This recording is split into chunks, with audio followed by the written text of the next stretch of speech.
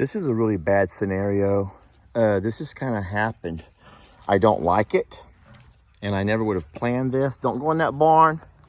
Hey, so I'm a little bit late today. It's my fault because I'm a little bit late to feed. And when I got out to start mixing all my feeds up, everyone began to gather around, and I normally come out this back door to feed. And by the time I got over here, every cow, every horse, pony, and of course all of our big birds here had already gathered up, all in a very small congested area. But I began to kind of take the food out. I took the food and kind of like walked out along that way, hoping that the birds would follow me. They didn't. And then the horses all came up. So now what I have here, and you can kind of see, I just poured food everywhere, just trying to spread everybody out.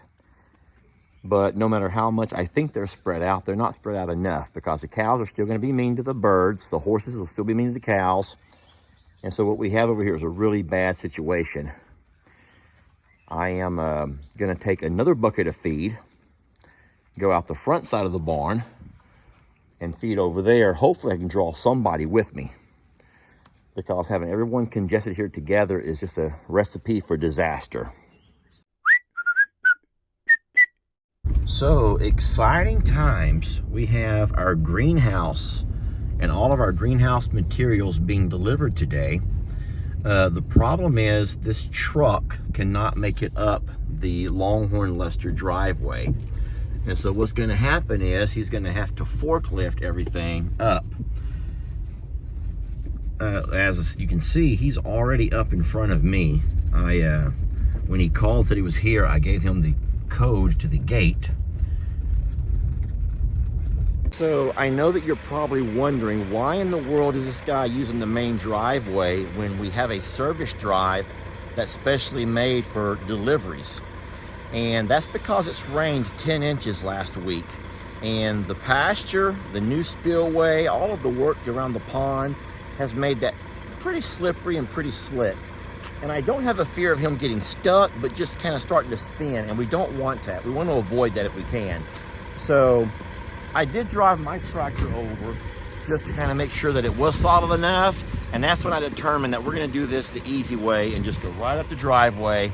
And so I'm blessed that everything's going to fit easy enough. So these are very exciting times. We actually have two projects going at the same time. One we will do ourselves. It's a raised bed garden project. Jamie's mom will be in town to help us.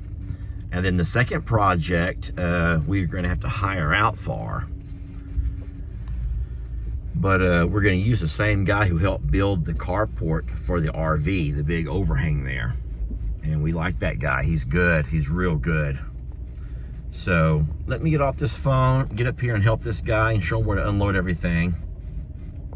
We're going to try something today. Now that top bundle is not mine. That top bundle doesn't belong to me. He's going to move that out of the way and give me the bottom bundle of materials.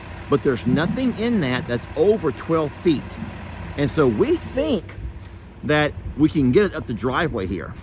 Now his truck won't fit up the driveway, so we have to forklift it. But I think that we can raise it up, because I'm pretty sure that these posts are wider than 12 feet. And I don't know that for a fact. What I can do is my head, shoulders, knees, and toe method. Now I have a system that I use. 3, 6, 9, 12, 15. So it's actually 15 feet across from column to column. And then the inner post is another 6 inches, which adds a foot altogether. So we have 16 feet. And if our materials are only at 12, we're gonna fit this up the driveway and be able to avoid the entire going through the pasture because of all the rain we got. We don't want to take a chance on anything bogging down or slipping and sliding and whatnot. All right, and here goes nothing. I like the way all the animals have come down to see what we're up to. Yeah, they're all wondering what we're about to build for them, and they have no idea this is not for them. It's not all about y'all. Dixie and Beverly and Voodoo, Bucky's, Ivy, and all you silly birds. Sometimes it's about more than just y'all. This time it's about Jamie. That's right, today's about Jamie. I am actually here to stop traffic while he does his maneuvers. I actually have a purpose here. Here he comes, here he comes. This is the moment of truth. Oh my God, can he make this? It looks mighty wide, even though I did measure. Good luck to you. I don't know how this is gonna work. He's gonna go nice and slow, and we're gonna figure it out. So we gotta go up higher than the gate, obviously. I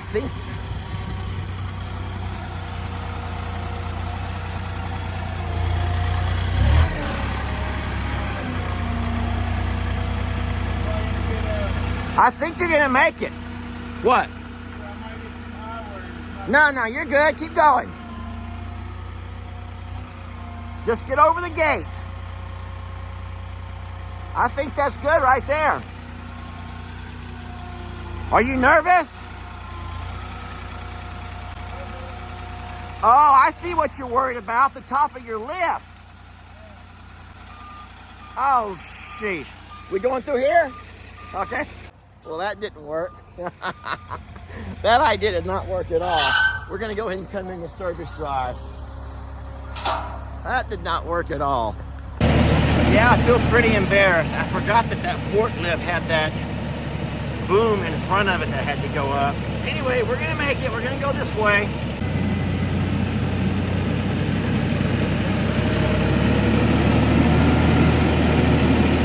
We are not going that way. We are going to avoid that at all costs.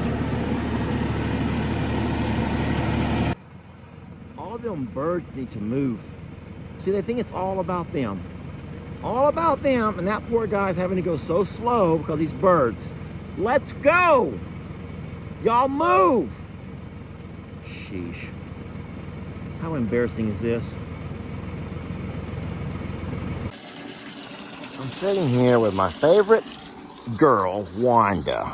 Oh my goodness, and she is just pecking all over me, y'all. She is just pecking all over me, which is why I call her my pecker. I'm also noticing the pond. I want to talk to you about the pond for a second, get your thoughts and your ideas. So we've gotten quite a bit of rain, and the pond is starting to look like a pond. But here, oh Lord, here it goes. But when someone says but, I want you to look at how much space we have over there before the water begins to go over the spillway. Now, I haven't walked over and measured, but I'm just going to say that that's probably about 4 foot, about 4 feet before water begins to go over the spillway. Would you agree with that?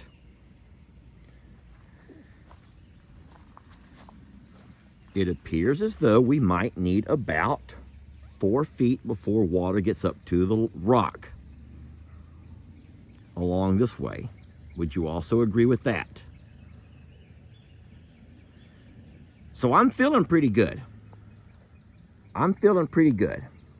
I don't like all that all that dirt that's still washing into the pond, but you know, once the water gets up to that level, we won't have to worry about that. There is no erosion on this side at all, which this is great, so the animals can all walk down if they choose to get a drink from over here, or for those that like to bathe in the pond. Guys, let that fill up. They're gonna dirty my water before it ever gets filled. Darn it. Debbie's doing good. Debbie's doing great out here in the pasture. Poor baby needs to get some feathers. She's a little bit naked, y'all. She's about half dressed is all. But it was cute because the first thing she did when she got over here was laid an egg. I gave it to the McCoy's driver. I have promised one to a lady. I did. I had promised one to a sweet lady in Louisiana. I told her I would mail her one for her kids. And I've not done that yet. I have several, but I wrote on them. I wrote on them for Easter, so that I made them into Easter eggs. And I don't think she wants to have one that has writing on it, Easter stuff.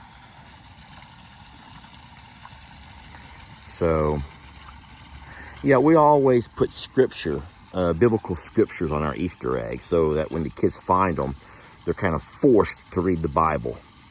Except it's not the whole Bible, it's just a scripture here and there. But Mama always taught us to remember the reasons for the seasons. And so I did gather 3 ostrich eggs, and I wrote scriptures on them. We used them for our Easter hunt. And so the fresh egg that she laid, the one that I really was going to send to Louisiana, now I can't because I gave it away. And I don't think that she wants one with scripture written all over it. All right, y'all. That's the funnest thing to do right there. Everyone gathers around the fresh water. And I don't know what they think they're doing. I don't know, but it must taste delicious. It looks delicious to me.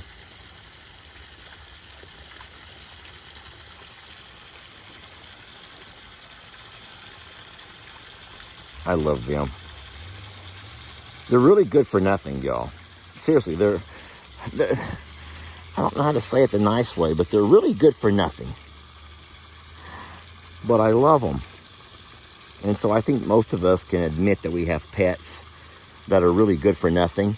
Maybe even partners. Hey, how many of y'all will admit you have a partner who's good for nothing?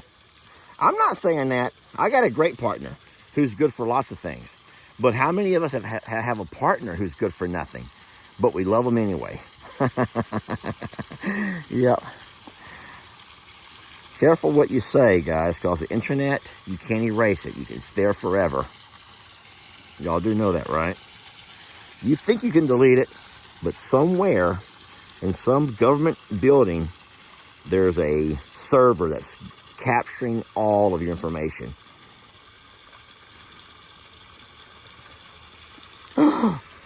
Debbie, be sweet, love. That right there is Susan. Look at the difference in Susan, Cat, and Charlie. Oh, let me turn this water off. I'm wasting water now.